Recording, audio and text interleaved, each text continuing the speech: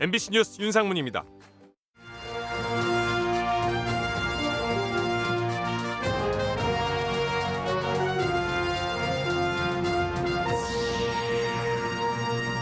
중국 코로나19 확진 환자가 결국 600명을 넘어섰습니다.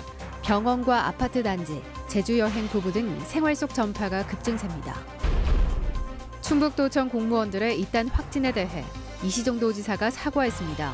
복무규정 위반 여부에 대한 감사도 착수했습니다.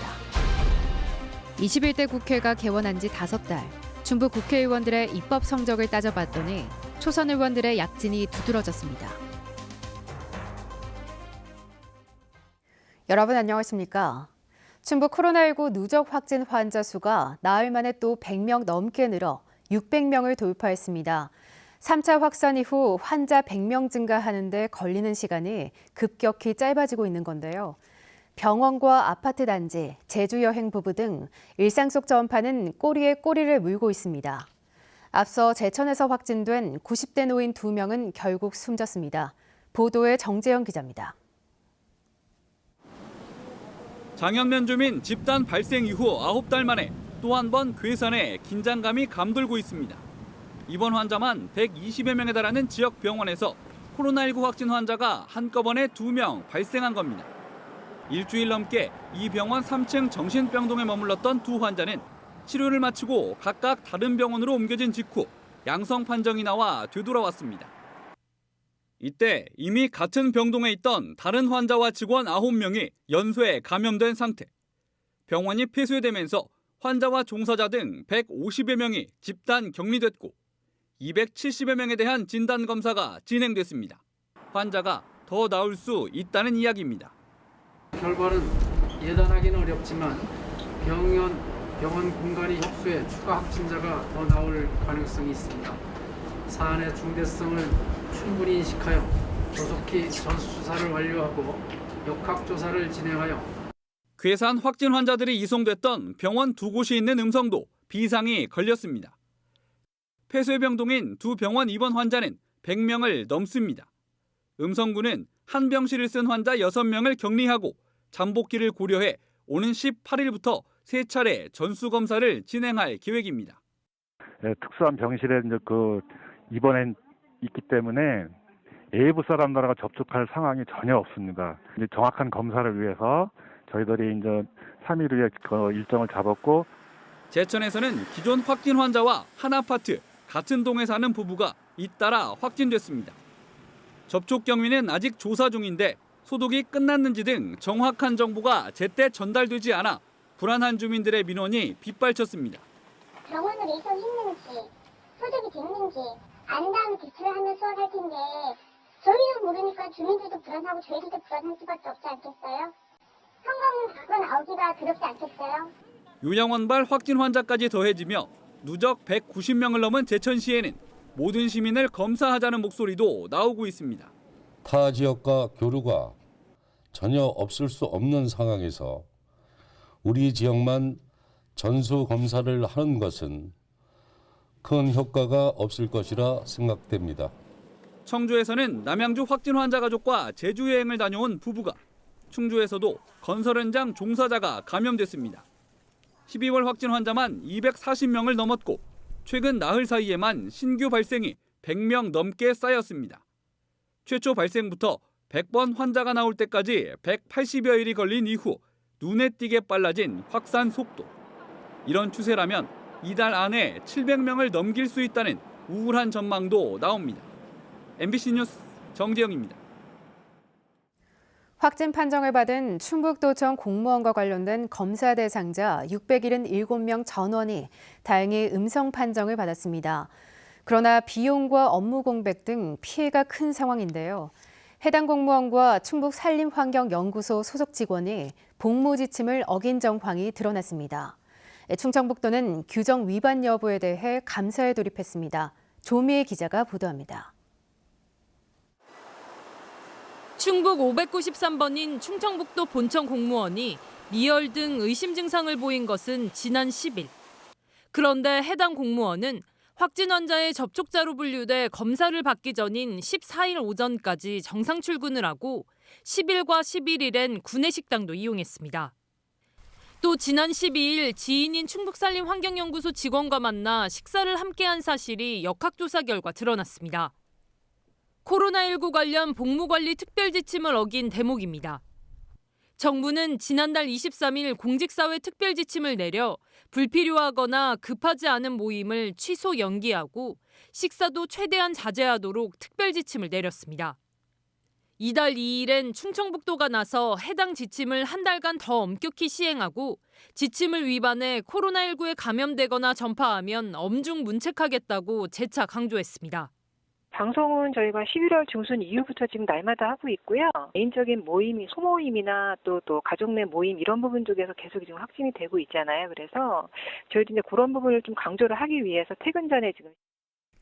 앞서 충북 587번인 산림환경연구소 직원은 증평 목욕탕발 확진 환자의 가족으로 접촉자로 분류돼 검사를 받고 확진 판정을 받았습니다.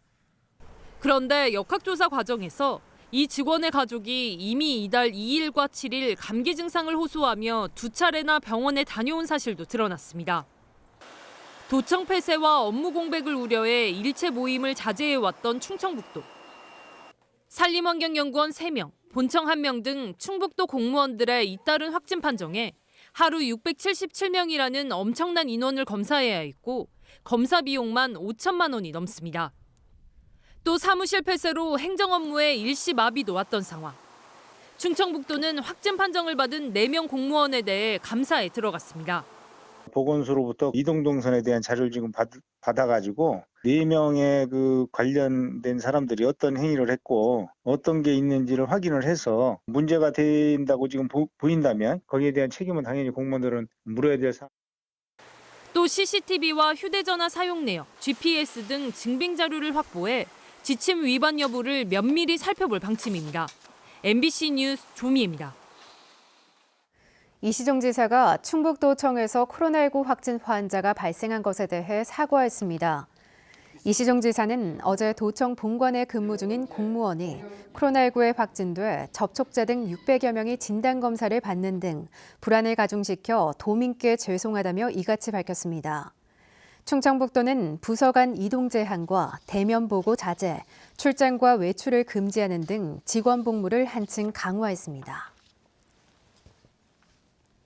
이시종 지사가 30분 안에 결과를 알 수 있는 신속 진단 키트를 충북에도 지원해달라고 정부에 건의했습니다. 이시종 지사는 중앙재난안전대책본부 영상회의에서 저소득층과 노약자부터 시작해 모든 도민이 신속하게 검사를 받을 수 있도록 지원을 요청했습니다. 이시종 지사는 또 현재 보건소 위주로 운영 중인 선별진료소를 보건지소와 보건진료소까지 확대하는 방안을 검토하라고 지시했습니다. 21대 국회가 개원한 지 오늘로 꼭 5달 됐습니다. 우리 지역 국회의원 8명의 입법 성적을 분석해봤더니 법안 147건을 발의해 적지 않았습니다. 이 가운데 7건은 공포돼서 효력이 발생했는데 초선들의 약진이 두드러졌습니다. 신미 기자가 보도합니다. 내년 6월부터는 아동이 실종됐을 때 재난 문자처럼 지역 주민들에게 아동 실종 정보를 문자로 발송할 수 있게 됐습니다. 이모선 의원이 대표 발의한 실종아동법이 이번 달 공포됐습니다. 도내 북부 지역을 강타한 과수화상병 피해 농가도 농수산업 경영회생자금을 받을 수 있게 됐습니다. 이종배 의원이 대표 발의에 공포된 농어민 부채 경감법에 따라 상환 기간도 연장됐습니다. 전통시장 반경 1km 안에 대기업 계열 유통점의 진출을 막는 조치도 5년 더 연장됐습니다.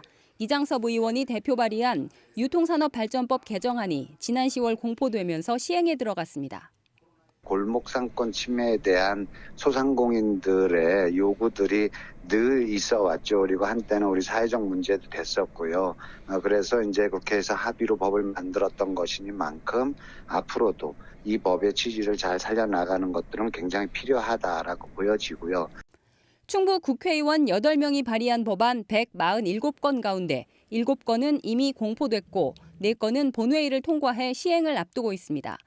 하지만 총선 공약으로 내놨던 1호 법안 대부분은 속도를 내지 못하고 있습니다. 농업인에게 기초연금을 주자는 박덕흠 의원의 법안과 연매출 2억 원까지 부가세를 감면하자는 정정순 의원의 법안은 심의 과정에서 제동이 걸린 상태입니다. 엄태영 의원의 1호 공약으로 제천과 단양을 글로벌 관광단지로 조성하자는 특별 법안은 정치권의 공감대부터 끌어내야 합니다. 전문위원 검토 보고에서도 일단 긍정적으로 일단 검토는 되고 있고 문화관광 글로벌 육성 방안에 대해서 법적인 어떤 보완과 지원이 필요하다. 그런 관점에서 지금 설득을 하고 있습니다. 발의 건수로만 보면 이종배 31건, 도종환 30건으로 중진 의원들이 앞섰습니다. 정치자금법으로 구속된 정정순 의원과 이해상충으로 탈당한 박덕흠 의원은 최근 석 달간 법안 발의가 한 건도 없었습니다. MBC 뉴스 신미입니다. 충청북도가 올 겨울 내내 고병원성 AI 발생 가능성을 경고했습니다. 충청북도는 전국 16개 농가에서 고병원성 AI가 발생한 데다 겨울 철새에서 계속 고병원성 AI 바이러스가 검출되고 있다며 이같이 밝혔습니다. 이에 따라 농가의 가금류 반입을 최소화하고 모든 축산 차량과 종사자의 철새 도래지 출입을 금지시켰습니다. 과수화상병 발생으로 과수나무를 매몰한 농가에 대한 손실보상이 순조롭게 됐습니다. 충청북도는 손실보상금 부족분 621억 원 지원이 국무회의에서 의결됨에 따라 아직 손실보상금을 받지 못한 농가도 보상금을 받을 수 있게 됐다고 밝혔습니다. 뉴스를 마칩니다. 고맙습니다.